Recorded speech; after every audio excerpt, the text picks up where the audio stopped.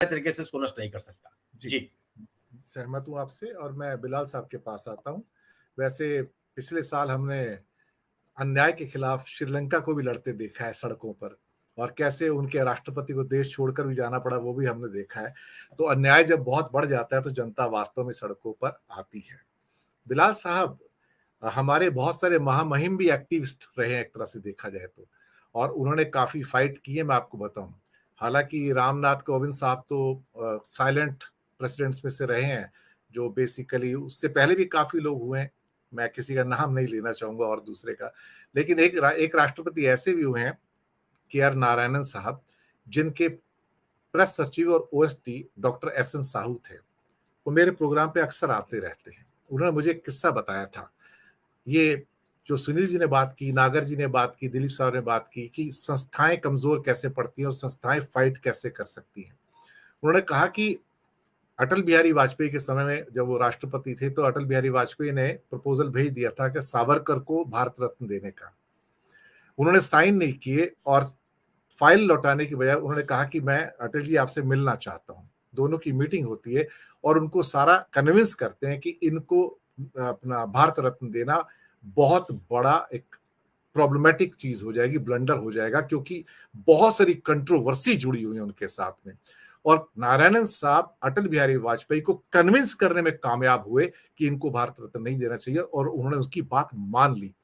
क्या आज के किसी राष्ट्रपति की हिम्मत है कि वो प्रधानमंत्री से जाके इस बात की मंत्रणा करे? अब तो सुना है हालात ये आए, एस.एन. साहू ने बताया, साहू साहब ने बताया, सत्यपाल मलिक साहब ने बताया प्रोग्राम्स के अंदर कि जी अपॉइंटमेंट चेक होते हैं, अपॉइंटमेंट जो होती है प्रेसिडेंट से मिलने की वो पीएमओ के द्वारा अप्रूव की जाती है। तो आप सोचिए ये शरण किया किसने है?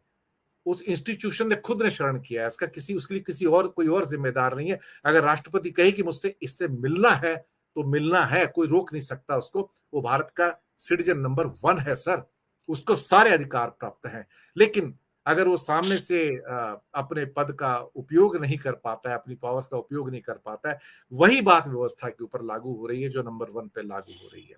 तो अल्टीमेटली ऐसे में तो संविधान की और चुनाव संहिता की धज्जियां तो उड़ेंगी, क्योंकि सामने से फिर कोई प्रश्न करने वाला नहीं है। बिलाल साहब जी जी, देखिए बड़ा ही संवेदनशील डिबेट है और बहुत खूबसूरत डिबेट हो रही। सभी पैनलिस्ट ने बहुत ही सुंदरता से अपनी अपनी बातें रखी। दरअसल अभी लेटेस्ट जो रिसेंट पास्ट में जो सुप्रीम कोर्ट का एक फैसला आया था चुनाव आयोग के संबंध में कि उसकी नियुक्ति किस तरह से होनी चाहिए, और साथ ही साथ उसमें जो leader of opposition, leader of नेता प्रतिपक्ष की भूमिका को भी स्पष्ट कर दिया गया था। तो तब एक डिबेट देश के अंदर छिड़ी थी कि चुनाव आयोग की भूमिका में अब किसी हद तक सरकार का जो दखल है उस पर एक अंकुश लग जाएगा। तो एक तरह की डिबेट छिड़ी थी, लेकिन कुछ लोगों का यह भी मानना था ये किस एक हद तक ही असंभव है। कोई भी देश के अंदर राजनीतिक व्यवस्था हो और संवैधानिक संस्थाएं राजनीतिक परछाई से बाहर नहीं हो सकती। तो ये अपने आप में एक डिबेट का विषय था। दरअसल वोरा जी, मैं यहाँ पे ये कहना चाहूंगा कि जब आप शपथ लेते हैं, संविधान की शपथ लेते हैं, कॉन्स्टिट्यूशनल बॉडी में बैठे हुए जितने भी लोग हुए, जब वो शपथ लेते हैं तो आपका अपनी आस्था उस शपथ के प्रति क्या है, आपका अपना दृढ़ संकल्प उस शपथ के प्रति क्या है, और संविधान में आपकी क्या आस्था है, यहां से ये सब निर्भर करता है। और आपका अपना व्यक्तित्व क्या है। एक देश के अंदर एक परसेप्शन है कि अगर कैबिनेट कोई भी बिल पास करके राष्ट्रपति को भेज दे तो राष्ट्रपति अगर चाहे तो उसे लौटा सकता है, लेकिन अगर दोबारा कैबिनेट भेज दे तो राष्ट्रपति बाउंड है उसे साइन करने के लिए। लेकिन जैसे आपने अभी जिक्र किया, तो मैं कहना चाहूंगा कि राष्ट्रपति के पास एक पॉकेट वीटो का भी अधिकार होता है। राष्ट्रपति बिल को लेके बैठ जाए तो ऐसा कोई प्रोविजन नहीं है कॉन्स्टिट्यूशन में कि उसे रिकॉल कर ले। तो ये आपके अपने व्यक्तित्व पर निर्भर करता है कि आप कॉन्स्टिट्यूशन पदों पर बैठ के उसमें कितनी आस्था रखते हैं या उसके प्रति कितने सच्चाई से समर्पित है। और जब आपकी आस्था संविधान में होती है तो आप टीएन सेशन बन जाते हैं, लेकिन जब आपके इंटरेस्ट राजनीतिक घरानों में गिरवी रखे जाते हैं तो यहाँ पर वही संवैधानिक संस्थाएं पंगु बन जाती हैं।